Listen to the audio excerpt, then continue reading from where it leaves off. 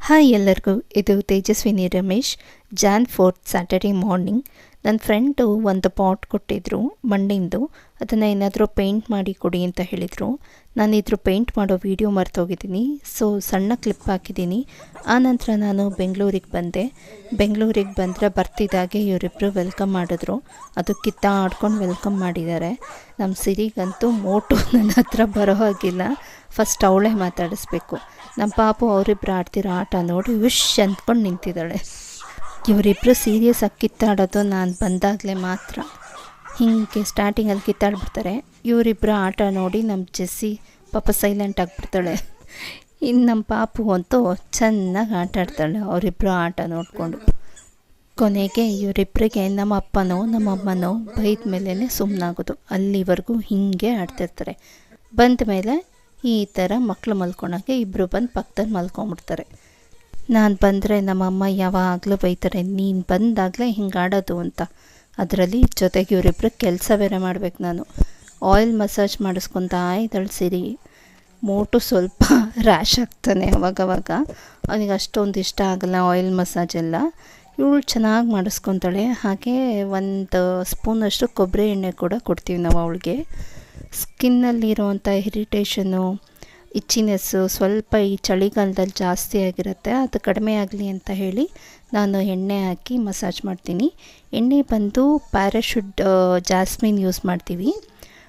Parachute ಮಾಮೂಲಿ coconut oil ಕೂಡ use ಮಾಡ್ಬೋದು, ಬಟ್ ಜಾಸ್ಮಿನ್ ಹಾಕೋದ್ರಿಂದ ಅದೆಲ್ಲೂ ಅಂಟೋದಿಲ್ಲ. ಇವ್ರ ಮನೆ ಎಲ್ಲ ಹಾಸಿಗೆ ಎಲ್ಲ ಓಡಾಡೋದ್ರಿಂದ ಸ್ವಲ್ಪ ಎಲ್ಲ ಎಣ್ಣೆ ಕಲೆ ಆಗಿಬಿಡುತ್ತೆ ಅಂತ ಜಾಸ್ಮಿನ್ ಆಯಿಲ್ ಹಾಕ್ತೀನಿ.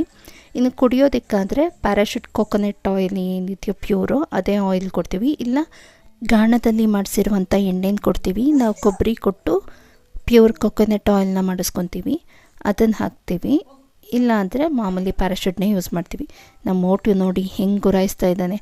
ನನ್ನ ಮಗ 1-2 ನಿಮಿಷ ಮಾಡಿಸ್ಕೊಳ್ಳೋ ಅಷ್ಟರಲ್ಲೇ ಅವನಿಗೆ ಸಿಟ್ಟು ಬಂದುಬಿಟ್ಟಿರುತ್ತೆ. ಕಚ್ತೀನಿ ಅಂತ ಚೆನ್ನಾಗಿ ಎದುರಿಸ್ತಾನೆ. 2 ನಿಮಿಷ ನೀಟಾಗಿ ಮಾಡಿಸ್ಕೊಳ್ಳಲ್ಲ ಅವನು. ಇವನಿಗಂತೂ ಸ್ನಾನ ಮಾಡಿಸೋದು ಕಷ್ಟ, ಕಟಿಂಗ್ ಮಾಡಿಸೋದು ಕಷ್ಟ, ಎಣ್ಣೆ ಹಾಕೋದು ಕಷ್ಟ. ಆದರೆ ನಮ್ಮ ಸಿರಿ ಹಾಗಲ್ಲ ನೋಡಿ, ಹಿಂಗೆ ಹೆದರಿಸ್ತಾನೆ.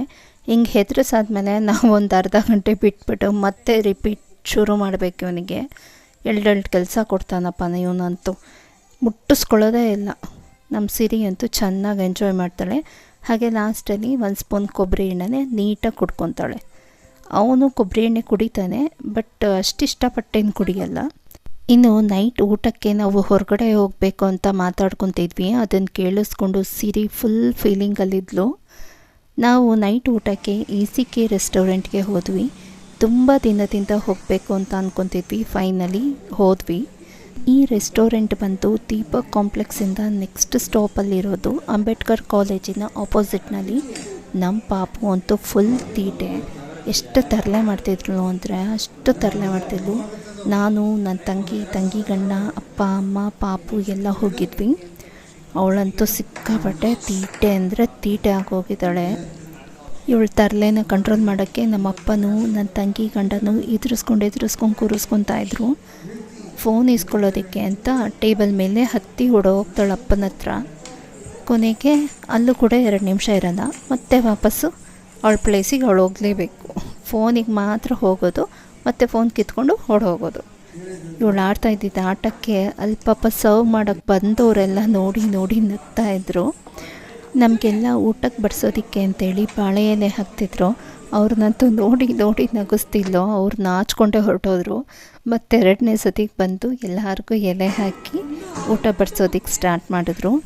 ಒಳ್ಳೆ ನಾಟಿ ಸ್ಟೈಲಿನ ಬಿರಿಯಾನಿ ಕಾಂಬೋ ಬೇಕು ಅಂದರೆ ಇಲ್ಲಿ ಹೋಗಿ, ತುಂಬ ಚೆನ್ನಾಗಿರುತ್ತೆ. ಬಿರಿಯಾನಿ ತುಂಬ ಇಷ್ಟ ಆಯಿತು. ಹಾಗೆ ನಾಟಿ ಸ್ಟೈಲ್ ಚಿಕನ್ ಗ್ರೇವಿ ಇರುತ್ತೆ, ಅದು ಕೂಡ ತುಂಬ ಇಷ್ಟ ಆಯಿತು. ಬಟ್ ರಸಮ್ ಅಷ್ಟು ಇಷ್ಟ ಆಗಲಿಲ್ಲ. ರಸಮ್ ಬಂದು ಸ್ವಲ್ಪ ಸ್ವೀಟಾಗಿ ಮಾಡಿಬಿಟ್ಟಿದ್ರು. ಬಡಿಸೋದು ಅಷ್ಟೇ ನೀಟಾಗಿ ಬಡಿಸ್ತಾರೆ. ಒಂದು ಮೊಟ್ಟೆ ಕೊಡ್ತಾರೆ, ಹಾಗೆ ನಾಟಿ ಸ್ಟೈಲ್ ಚಿಕನ್ ಗ್ರೇವಿ ಇರುತ್ತೆ, ತಂದೂರಿ ಇರುತ್ತೆ, ಹಾಗೆ ಚಿಕನ್ ಮಂಚೂರಿಯನ್ ಇರುತ್ತೆ. ಇದೆಲ್ಲ ಸ್ಟಾರ್ಟರ್ಸು. ಇದ್ರ ಜೊತೆಗೆ Andhra style red chilli chicken ಇರುತ್ತೆ. ಅದೇನಷ್ಟು ಲೈಕ್ ಅನಿಸ್ಲಿಲ್ಲ, ಬಟ್ ಬಿರಿಯಾನಿ ಟೂ ಗುಡ್ ಅಂತ ಅನ್ನಿಸ್ತು. ಊಟ ಮುಗಿಸ್ಕೊಂಡು ಮನೆಗೆ ಬರಬೇಕಾದ್ರೆ ಎಲ್ಲರೂ ಗೋಲಿ ಸೋಡಾ ಕುಡಿಯೋಣ ಅಂತ ಹೋದ್ವಿ. ನನ್ನ ಬಾಟಲಂತೂ ಏನು ಮಾಡಿದ್ರೂ ಓಪನ್ ಆಗಲಿಲ್ಲ. ನಾನು ಟ್ರೈ ಮಾಡಿ ಸಾಕಾಯಿತು, ಅಮ್ಮ ಕೂಡ ಟ್ರೈ ಮಾಡಿದ್ರು. ಅಮ್ಮ ಕೊನೆಗೆ ಸೀಲ್ ಹಾಕ್ಬಿಟ್ಟು ಕೊಟ್ಬಿಟ್ರು, ವಾಪಸ್ ಬೇರೆ ತೊಗೊಂಬಿಡಿ ಅಂತ. ಹಾಗೆ ನನ್ನ ತಂಗಿ ಒಂದು 3-4 ಸತಿ ಟ್ರೈ ಮಾಡಿದ್ಲು, ಅವಳ ಕೈಲೂ ಆಗಲಿಲ್ಲ, ಯಾರ ಕೈಲೂ ಓಪನ್ ಆಗಲಿಲ್ಲ ಇದು. ಕೊನೆಗೆ ನಾವು ಅಪ್ಪಂಗೆ ಕೊಟ್ವಿ. ನಮ್ಮಪ್ಪ ಅವ್ರದ್ದು ಗಾಡಿ ಕೀ ಇರುತ್ತಲ್ಲ 2 ವೀಲರ್ದು, ಆ ಕೀಯಿಂದ ಪ್ರೆಸ್ ಮಾಡಿ ಓಪನ್ ಮಾಡಿಕೊಟ್ರು. ಟೇಸ್ಟ್ ಏನೋ ಅಷ್ಟು ಓಕೆ ಅಂತ ಅನ್ನಿಸ್ತು. ಬಟ್ ಇನ್ನೊಂದಿದೆ ವೈಟ್ ಕಲರ್ದು, ಅದು ತುಂಬ ಚೆನ್ನಾಗಿರುತ್ತೆ. ಫೈನಲಿ ನನ್ನ ಬಾಟ್ಲನ್ನು ಅಪ್ಪ ಓಪನ್ ಮಾಡಿಕೊಟ್ರು. ಕೊನೆಗೂ ಗೋಲಿ ಸೋಡನ್ನು ಕುಡಿದೆ. ಐ ಹೋಪ್ ಈ ವಿಡಿಯೋ ಎಲ್ಲರಿಗೂ ಇಷ್ಟ ಆಯಿತು ಅಂತ ಹೇಳಿ ಭಾವಿಸ್ತೀನಿ.